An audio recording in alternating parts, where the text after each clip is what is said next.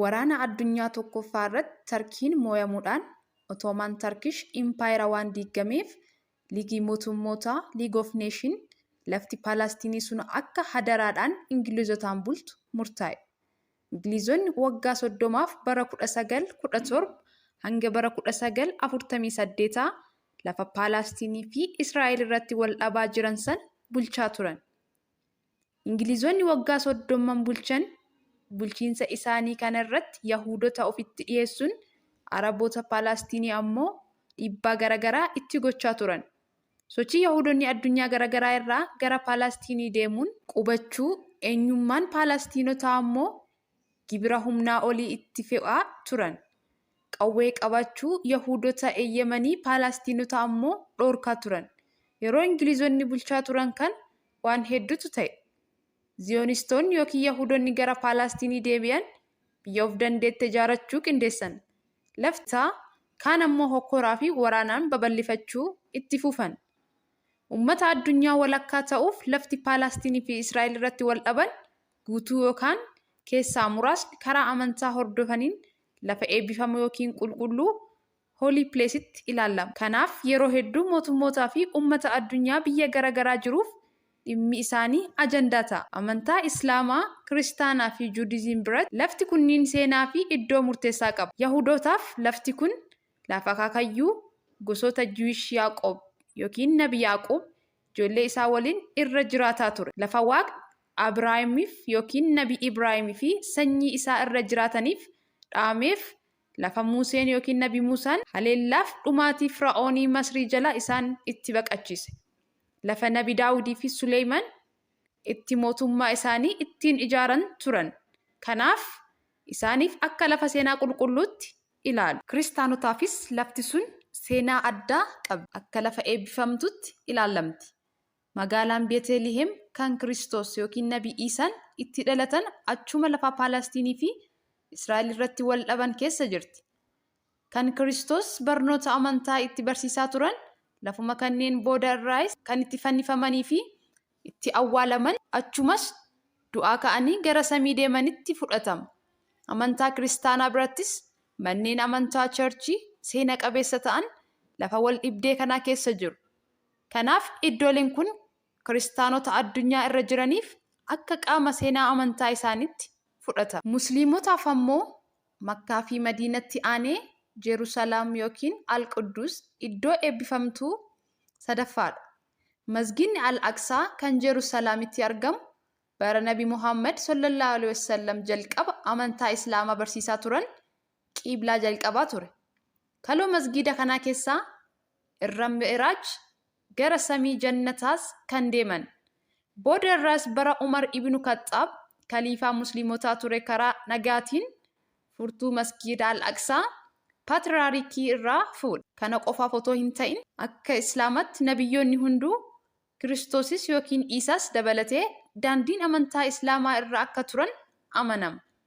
Kanaaf nabiyyoonni 14 Nabi Yaaqoob, Nabi Yuusuf, Nabi Daawud, Nabi Suleymaan, Nabi Iisaa, Nabi Ibraahim, Nabi Luut, Nabi Ismaa'il, Nabi Yisaaq, Nabi Shu'eeb, Nabi Zakariyaa, Nabi Yahyaa fi Nabi Muhammad sallallahu alaihi wasallam lafa Paalestiin fi Israa'el irratti wal dhabaa jiran kana wajjin jireenya isaanii hariiroo qabu. Gariin irratti dhalatan, gariin irra jiraatan, gariin immoo irratti barsiisan, gariin keessa darban, gariin isaanii immoo irratti du'anii itti awwaalaman waan ta'eef gama kanaanis musliimoonnis akka qaama seenaa amantaa isaaniitti ilaalu. Kanaaf dhimmi wal dhibdee isaanii yeroo tokko tokko yaa'ii waliigalaa mootummoota gamtoomanii onkoloolessa bara 1947 godhameen dhimma Paalestiin fi Israa'el irratti murtiin darbe. Murtiin kunis Partition Resolution qoqqooddaa lafa gidduutti Paalestiin fi Israa'elitti. Partition Resolution kun lafa persentii 54 ta'u Israa'eliif, persentii 45 kan ta'u immoo Paalestiniif kan kennu yoo ta'u, magaalaan Jerusalem yookiin Al-Quddus kan hiikoo amantaa guddaa qabdu ammoo bulchiinsa idil addunyaa jalatti akka mootummoota gamtoomaniin bultu kan jedhu ture. Yeroo san lakkoofsi uummata Paalaastinii parsentii 68 kan ta'uu fi lafti qabatanii jiran ammoo parsentii 93 kan ta'u waan tureef Araboonni Paalaastiniin murtee mootummoota gamtoomanii kana mormuun gara hokkora biraatti ce'an. Gonkumaa murteen kun haqa qabeessa waan hin taaneef Paalaastinoonni kan hin fudhanne ta'uu mormii garaagaraatiin mul'isan. Ji'a 7 booda caamsaa 14 bara 1948 Ingiliizonni lafa Paalaastinii kan adaraadhaan waggaa 30 bulchaa turan dhiisanii kan ba'an ta'uu ibsan. Galgaluma sana caamsaa 14 haala qoqqoodiinsa mootummaa gamtoomanii sanaan Israa'eloonni mootummaa Israa'el State of Israa'el dhaabbachuu isaanii addunyaaf ibsan. UN's beekamtii kenneefii ibse. Kun ammoo waraana jabaa biyyoota Arabaa 5 kan ta'an Paalaastiniin deeggaraniin Libaanoon, Joordaan, Siiriyaa, Iraaq, Masrii akkasumas Saa'udiin ammoo harka jalaatiin karaa Masriin Israa'el irratti haleellaa jalqaban.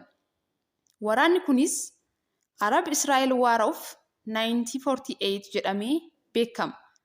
Magaalaan guddoo Israa'el tolfatte Teel Aviv rukuttaa xiyyaaraan haleelan. Israa'elis ofirraa dhorkite. Booda Ingilizonni bahaa turan. Deeggarsa Israa'el gochuuf Israa'eloonni ofii ittisuu irraa gara haleellaatti ce'an. Waraana kanaanis mo'achuun lafa dabalataa kan Paalaastinii qabatan. Waraana addunyaa tokkoffaa booda Ingilizonni lafa Paalaastinii kan hadaraa liigii mootummootaatiin waggoota 30 bulchaa turan yeroo ji'a 6 keessatti akka gadi dhiisanii bahan bara 1947 beeksisuu isaanii hordofee dhaabbanni mootummoota gamtoomanii yaa'ii waliigalaa dhimma lafa kanaarratti onkololeessa bara 1947 godheen waan furmaata ni taha jedhe Partition Resolutionii qoqqooddaa lafaa Paalaastinii Arabootaa fi Jiwishota Israa'el gidduutti akka godhamu baase. Akkuma asii olitti ibsame sanaan haala Partition Resolutionii kanaan lafa waliigalaa Paalaastiin keessaa parsentii 54 ta'u Israa'eliif, parsentii 45 kan ta'u ammoo Paalaastiniif kan dhiisu ta'ee magaalaan Jerusalem kana hiikoo amantaa guddaa qabdu ammoo bulchiinsa idil addunyaa jalatti akka mootummoota gamtoomaniin bultu kan jedhu ture. Yeroo sana lakkoofsi uummata Paalaastinii parsentii 68 kan ta'uu fi lafti qabatanii jiran immoo parsentii 93 kan ta'u waan tureef Araboonni Paalaastiniin murtee mootummoota gamtoomanii kan loogii qabuu fi kan hin fudhanne ta'uu agarsiisutti ka'an.